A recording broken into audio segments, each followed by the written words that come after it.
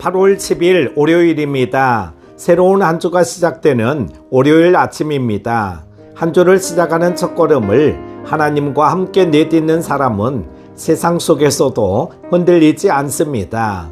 이번 한 주도 우리의 계획보다 하나님의 계획을 먼저 구하며 우리의 생각보다 하나님의 말씀을 먼저 붙드는 복된 한 주가 되시기를 주님의 이름으로 축복합니다. 특별히 계속되는 극한 폭염 가운데 건강 잘 지키시고 육신뿐 아니라 영혼도 하나님의 은혜로 새 힘을 얻는 하루가 되시기를 바랍니다. 함께 묵상할 하나님의 말씀은 에스겔 38장 1절에서 13절입니다. 여호와의 말씀이 내게 임하여 이르시되 인자야 너는 마곡 땅에 있는 로스와 메섹과 두발 왕 곧 고게게로 얼굴을 향하고 그에게 예언하여 이르기를 주 여호와께서 이같이 말씀하시기를 로스와 메섹과 두발 왕 고가 내가 너를 대적하여 너를 돌이켜 갈고리로 내 아가리를 깨고 너와 말과 기마병 곧 내 온 군대를 끌어내되 완전한 갑옷을 입고 큰 방패와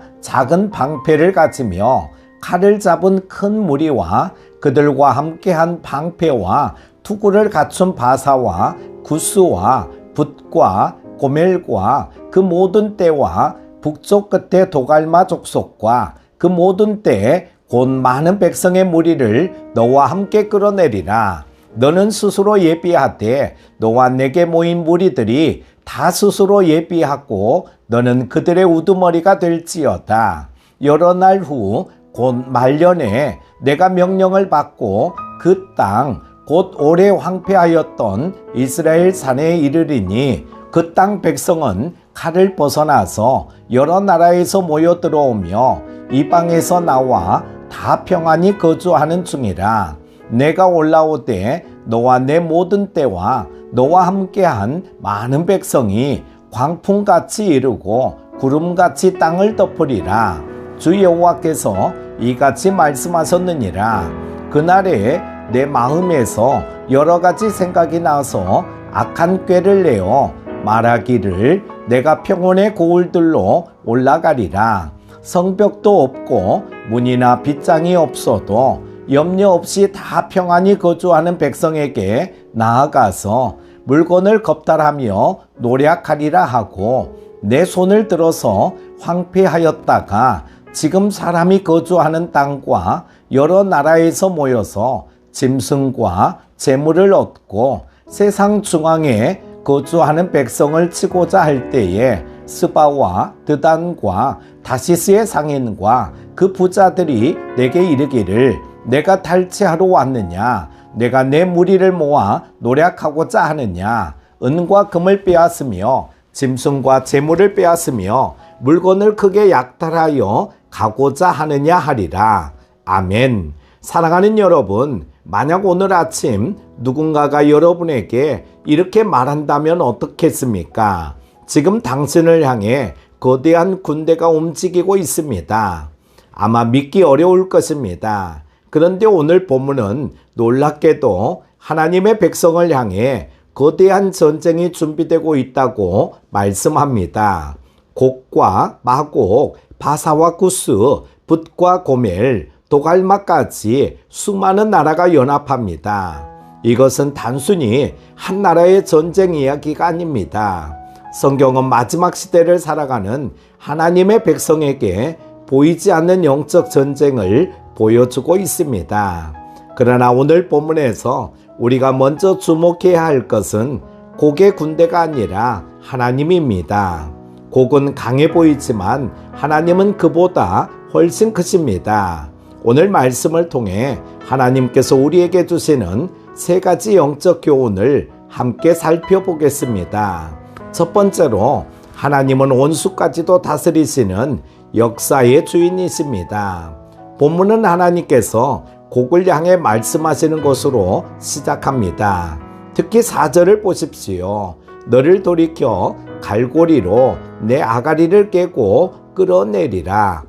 여기서 갈고리는 히브리어 하흐입니다. 고대 근동에서는 패배한 왕의 입이나 코에 갈고리를 걸어 끌고 가는 일이 있었습니다.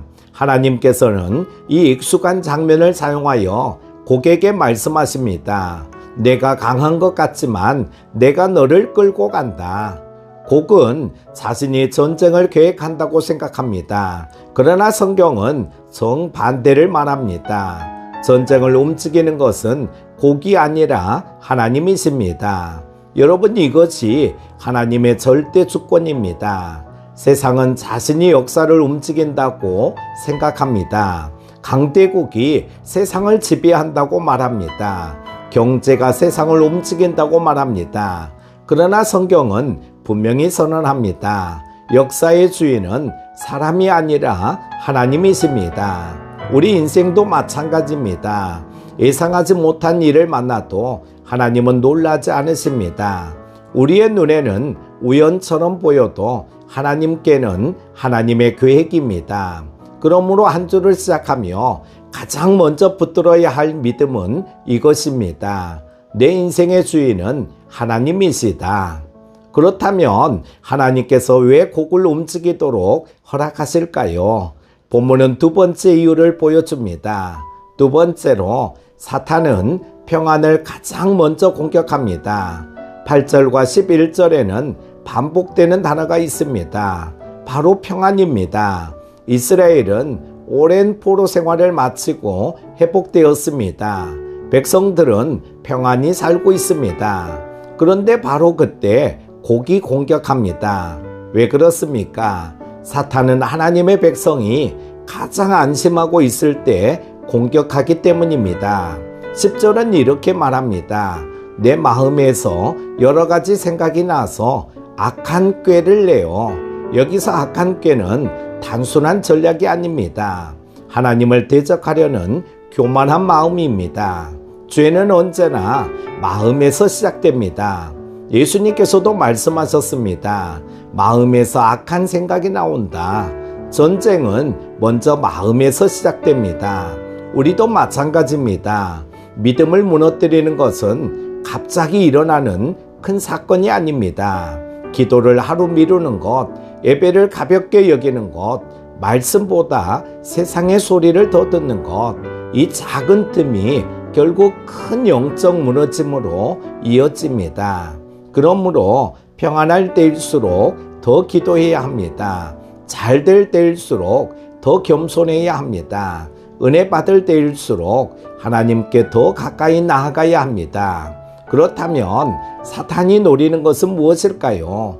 마지막 대지가 그 답을 알려줍니다. 세 번째로 사탄은 우리의 믿음보다 세상의 가치를 빼앗으려 합니다. 곡이 노린 것은 무엇입니까? 12절과 13절에는 같은 표현이 반복됩니다. 재물, 은과 금, 약탈, 모든 관심이 물질에 있습니다. 곡은 하나님을 생각하지 않습니다. 오직 빼앗을 것만 계산합니다. 이것이 하나님 없는 세상의 모습입니다. 가치보다 가격을, 사명보다 성공을, 예배보다 소유를 먼저 생각합니다. 그러나 하나님의 백성은 다릅니다. 우리의 가장 큰 보물은 재물이 아니라 하나님이십니다. 예수님께서는 말씀하셨습니다. 너희 보물이 있는 곳에 너희 마음도 있다. 오늘 우리는 스스로에게 물어야 합니다. 내 마음은 어디에 머물러 있습니까? 세상의 성공입니까? 아니면 하나님입니까? 사탄은 우리의 지갑보다 우리의 마음을 먼저 빼앗으려 합니다. 그래서 매일 말씀으로 마음을 지켜야 합니다. 기도로 마음을 지켜야 합니다. 성령으로 마음을 지켜야 합니다. 사랑하는 여러분, 오늘 본문은 전쟁 이야기처럼 보이지만 사실은 믿음의 이야기입니다. 곡의 군대는 기대했습니다. 그러나 하나님은 조금도 두려워하지 않으셨습니다. 오히려 하나님께서 곡을 끌어 사용하셨습니다. 이것이 오늘 우리에게 주는 가장 큰 위로입니다. 세상이 아무리 혼란스러워도 하나님의 주권은 흔들리지 않습니다.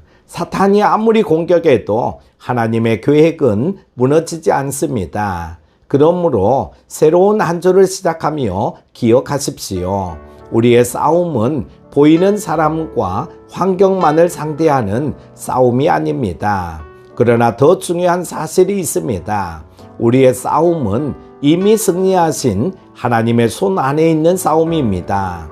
그러므로 두려워하지 마십시오. 하나님께 더 가까이 나아가십시오. 말씀을 붙드십시오. 기도를 놓지 마십시오. 오늘도 역사의 주인이신 하나님께서 여러분의 가정을 지키시고 일터를 지키시며 자녀와 손주들을 붙드시고 이번 한 주도 가장 선한 길로 인도하실 줄 믿습니다. 새로운 한 주도 하나님만 의지하며 믿음으로 승리하는 여러분 되시기를 우리 주 예수 그리스도 이름으로 축복합니다. 기도합니다.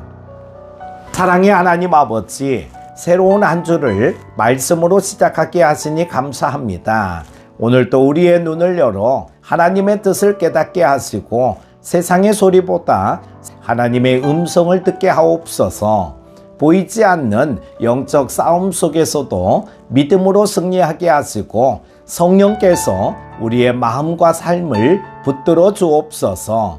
예수님의 이름으로 기도드립니다. 아멘.